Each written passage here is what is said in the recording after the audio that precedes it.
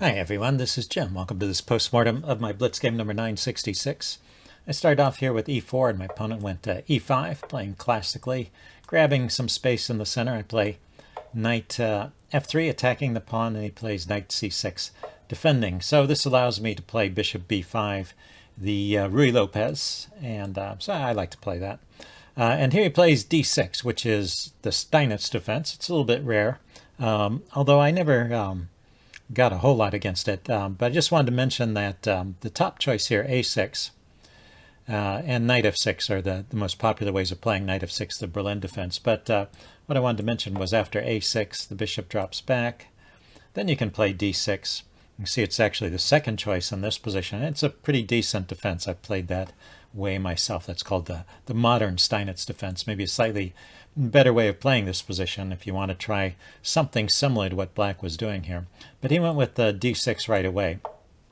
Now, even though I've said that this is not so popular and maybe not so good for black, I've never really managed to get an advantage of the opening, or not a big one anyway, that I felt. So anyway, it's just it's a very solid defense for black, so it's not so easy to break down. Let's see, he takes immediately, which I think maybe is a good choice, although he can play bishop d7 as well. Taking immediately, after bishop d7, sometimes I will push this pawn forward and try and just lock up the center and trade off his light squared bishop. That's an interesting way to play, I think, and a little bit non-standard. But when he takes, that prevents me from doing that.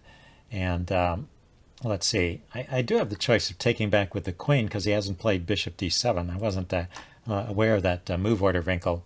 I just went ahead and took with the knight, and he played bishop d7. And then here I just started taking.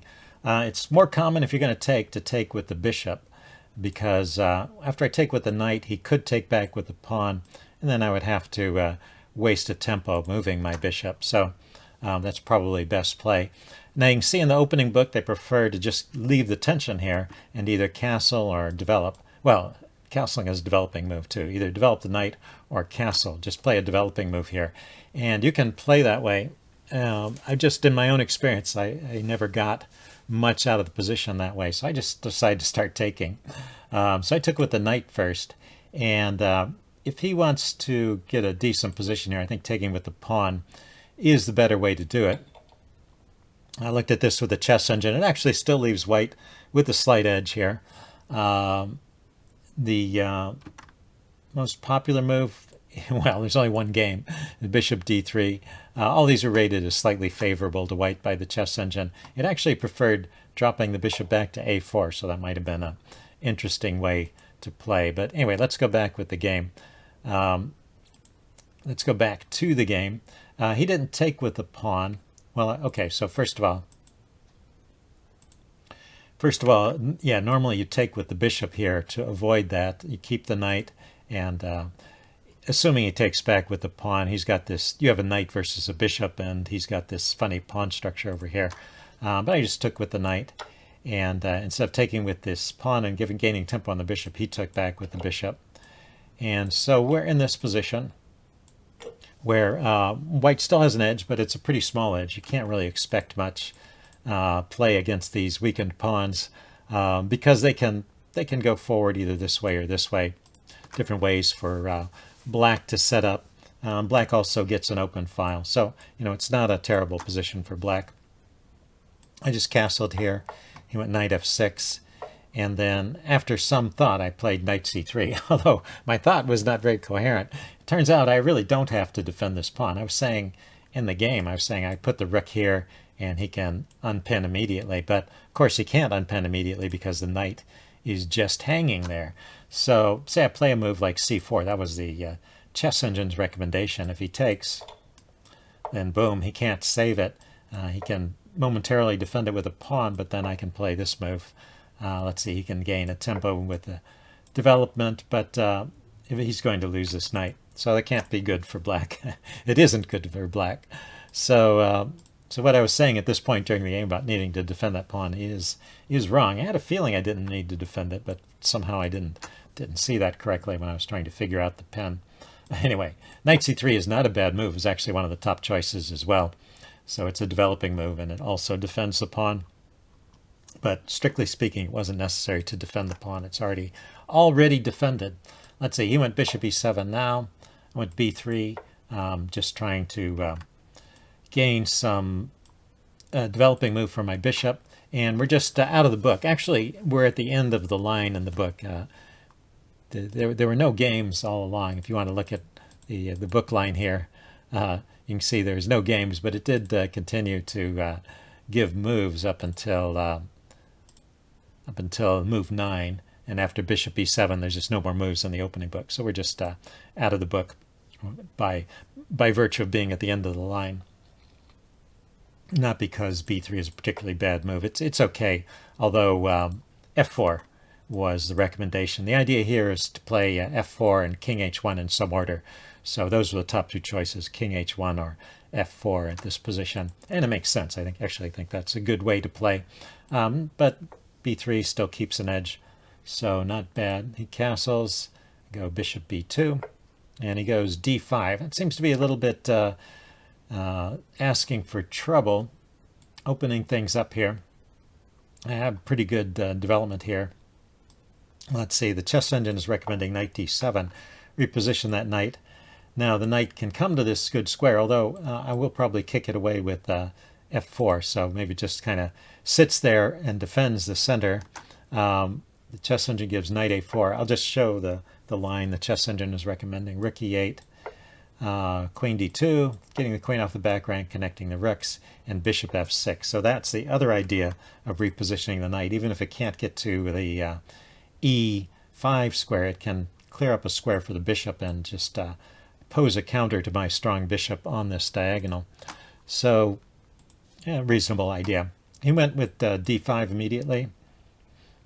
And I went with queen f3. Queen f3 was actually one of the top engine choices, so I was happy to have found this move. It's kind of interesting. It doesn't leave black with many good choices.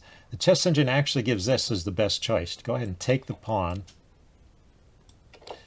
and not that way. He has to keep taking, of course. So it's just a trade everything out. This is actually the kind of position I was going for.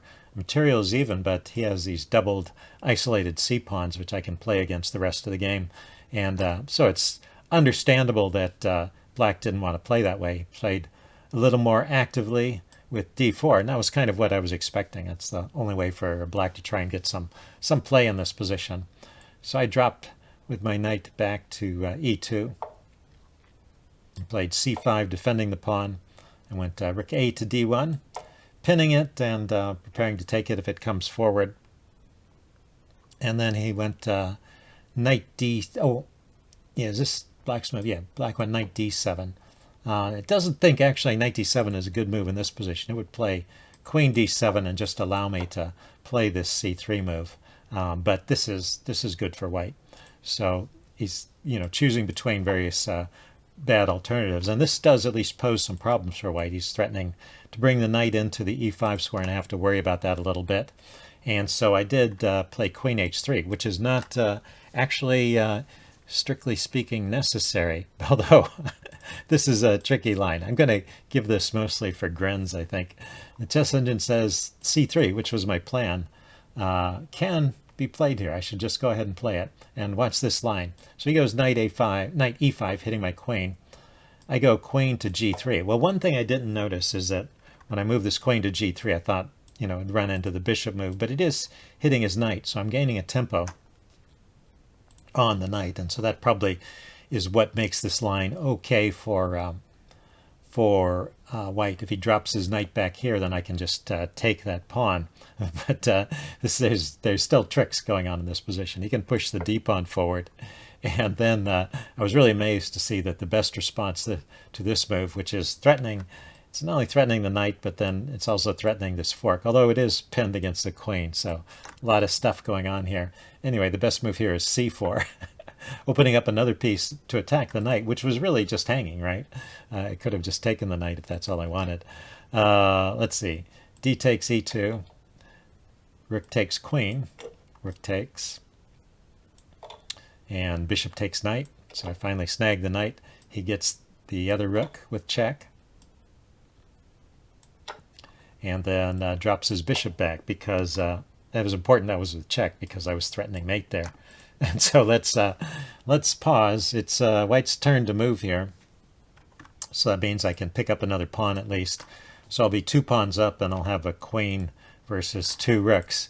And so that is good for white. But anyway, it's kind of a funny line. It's not the kind of thing I would venture in a blitz game, and even in a slow game I'd have trouble calculating all of that out. So I just stepped aside with the queen, and I avoided the g3 square because I didn't want his bishop to be harassing me. And this also is still good. Let's see, he went bishop f6 now, and I went with e3. Let's see, he could have gone with knight e5, but here I would just kick the knight back and play c3.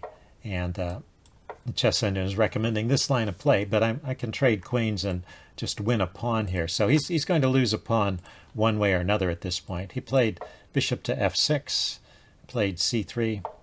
Well, maybe not. I think there's one more way he could have avoided losing a pawn in this line. He went knight b6. That definitely gives up the pawn. He could have gone queen to e8, counterattacking my pawn. And then if I defend it, he can take here, and I would take back. And black does get to keep even material here, although once again this is the kind of position I was going for. And it's even better when there's more force on the board, because he's got these weakened doubled isolated pawns. It gives me something to play against the rest of the game. And let's see, his knight is under fire here too. I just noticed that. So maybe this is also pretty good for me. Anyway, yeah, it's all good for white here. He went knight b6, and I just went ahead and grabbed the pawn right away. And he traded all the way down. This seems to be a reasonable way to do this sequence of trades. I was kind of curious if there was anything better, but it all turns out about the same, it appears, in the eyes of the chess engine at least.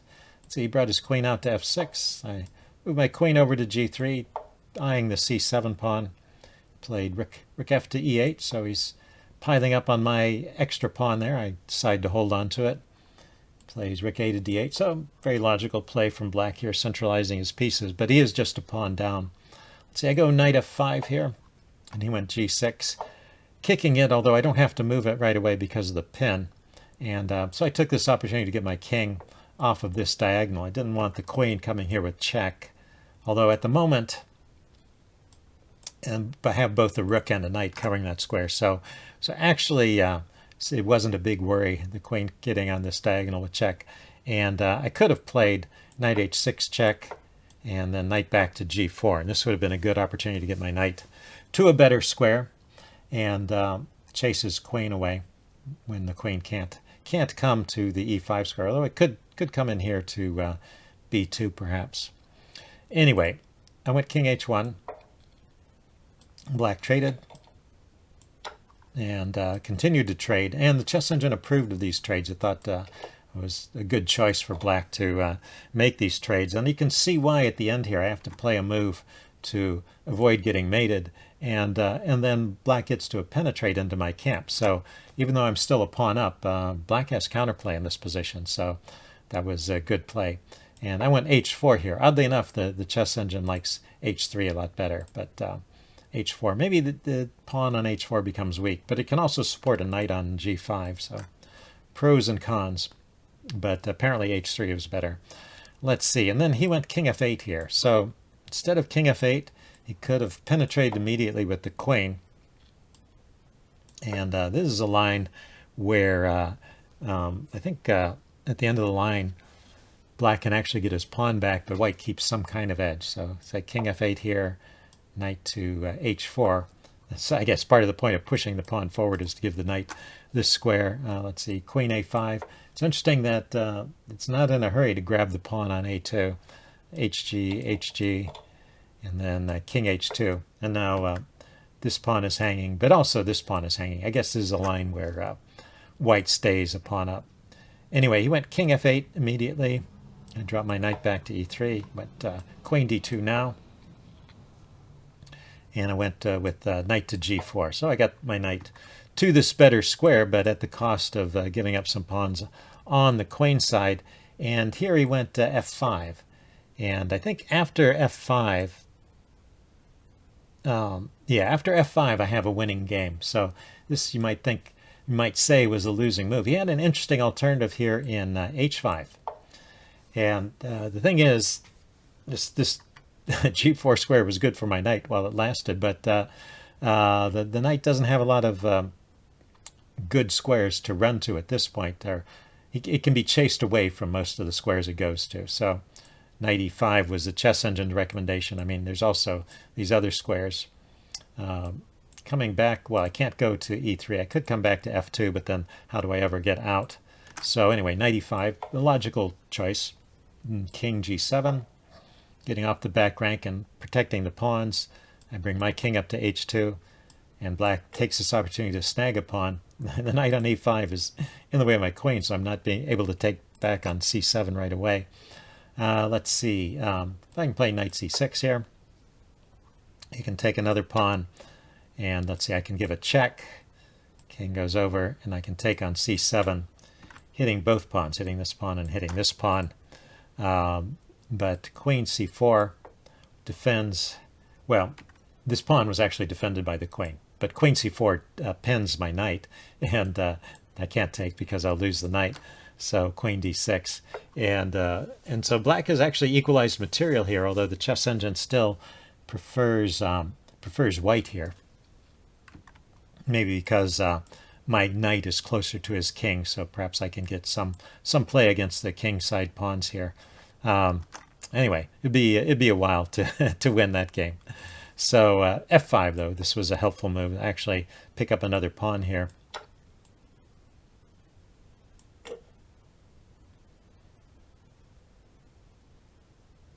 Let's see. Yeah, I can come in here to f6, hoping to bring my queen in, and also threatening the pawn on h7. And he went to king f7, which is kind of what I was expecting. And the chess engine gives a very funny move here, h6. And then if I had played the move I was intending to play, which is queen g8 check, is the kind of move you play kind of instinctively in Blitz, this just leads to a draw. Apparently there's nothing great here after king e7. You know, I can keep checking for a bit, but I can't take this pawn. His queen on d2 is protecting the pawn on h6, so that pawn to h6 move saves his pawn, and his king runs around in the middle of the board and apparently is okay here. And, well, my knight is still a little bit short of squares. Can't come to these squares. It could go over to h5, but what's it doing there? Or it could run away maybe to e8. Yeah, not a lot of good squares for the knight. So just a funny position that, according to the chess engine, is drawn. But of course, I don't have to take, or I don't have to play queen g8. Chess engine says I'm still winning with just a4. Save the pawn and just play on. I mean, he's got weak pawns around his king, and you know, and I've got my knight and my queen, you know, near his king. I just have to find the right way to play this to capitalize on these advantages. But the immediate queen g8 is just rushing in too fast and does not win. Oddly enough, yeah, I think it's pretty strange. Anyway, he went king f7, and I just get to round up another pawn here. Let's see, he went knight d7. So I drop back to g5 with check. My knight can't be chased away from this square anymore. Goes over to e7. See, and I start pushing this pawn forward. Plays f4, hitting my queen, driving it forward, and then he played knight to f6, bringing the knight over to harass my queen. And this is a very funny position. I mean, I thought for a while about playing the move queen to f5, and I was almost going to play it, and you know, he can just grab a pawn over here. This would be the way to sort of give my advantage away bit by bit. And in fact, this is a position where there is a great tactic. So see if you can spot the tactic here. White to move. Okay, pause the video if you want time to think about it. I'm going to give the answer away here. There's actually a mate in 2 on the board, and it's queen to e6 check. And now the king only has 2 squares it can run to, and the queen is hitting it in the face like that. And of course, if it goes in this direction, I'll go ahead and put it on the board. That's a mate. but you might not have seen that if it goes in the other direction, then knight here is a mate. This is a very pretty mate. The queen is cutting off all of these escape squares. The knight is delivering the mate, and then this pawn on c7, which I never took, is completing the picture by preventing the king from escaping. So pretty nice little set of tactics there. Anyway, I was low on time, so I don't blame myself for missing this one. I'm glad I didn't play queen f5 and played queen h4 instead, which is still just completely winning. So let's just go through the rest of the game. It's just basically an end game at this point. Oh, no, not yet. But he can't stop me from pushing that pawn forward. He's going to have to give up material or allow these trades. So anyway, I saw the opportunity to trade everything off and go for a winning endgame when I noticed that I had this pin on the knight. So that was when I dropped my knight back to attack it. He brought his queen over to defend. And then I just took with my queen to force all the material off the board, because I'd seen that, well, even if my king were further away, his king has got to go round up this pawn. So his king is going to be dragged away, and I'll be able to get this pawn, and I'll have two connected passed pawns for an easy win. And so he played on to this point.